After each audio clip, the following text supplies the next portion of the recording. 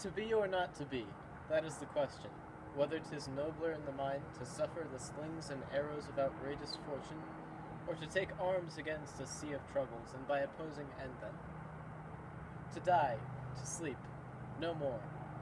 And by a sleep, to say we end, the heartache and the thousand natural shocks that flesh is heir to, 'tis a consummation, devoutly to be wished.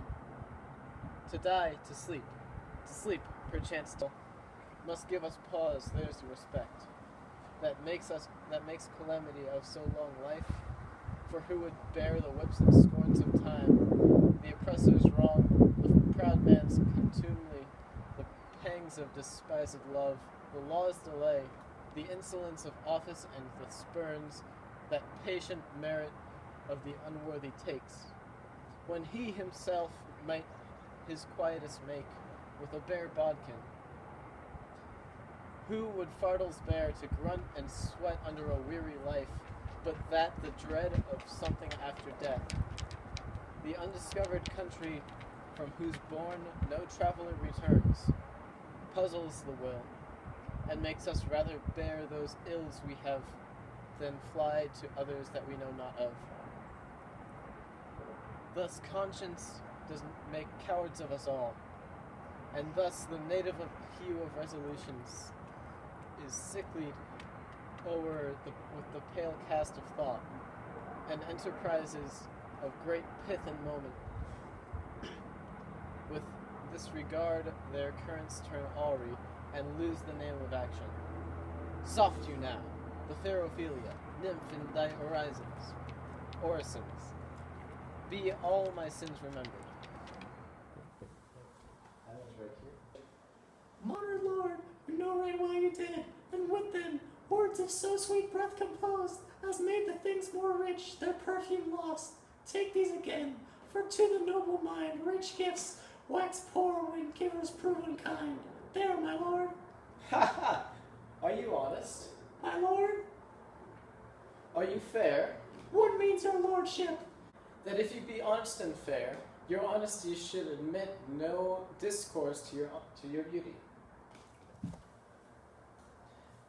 Could beauty, my lord, have better commerce than honesty? Aye, truly, for the power of beauty will sooner transform honesty from what it is to a bawd than the force of honesty can translate beauty into his likeness. This was sometime a paradox, but now the time gives it proof.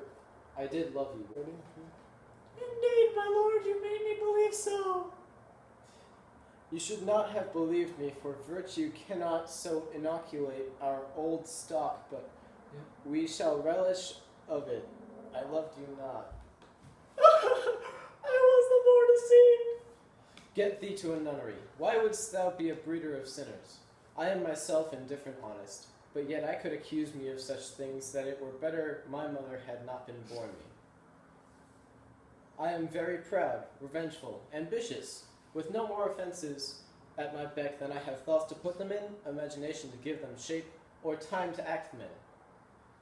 Why should such fellows as I do crawl in between earth and heaven?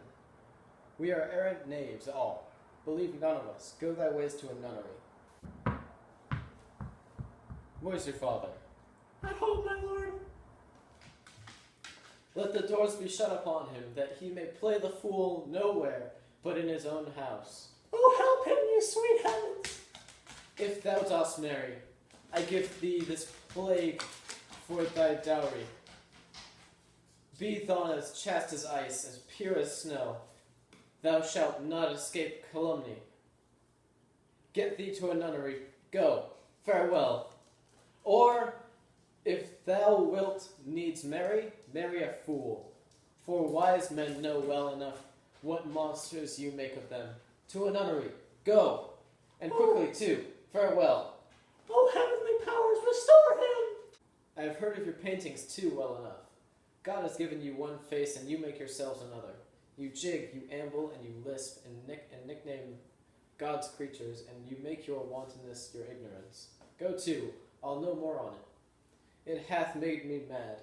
I say we will have no more marriages. Those that are married already, all but one, shall live. The rest shall keep as they are. To a nunnery. Go. Oh, what a noble mind is here o'erthrown!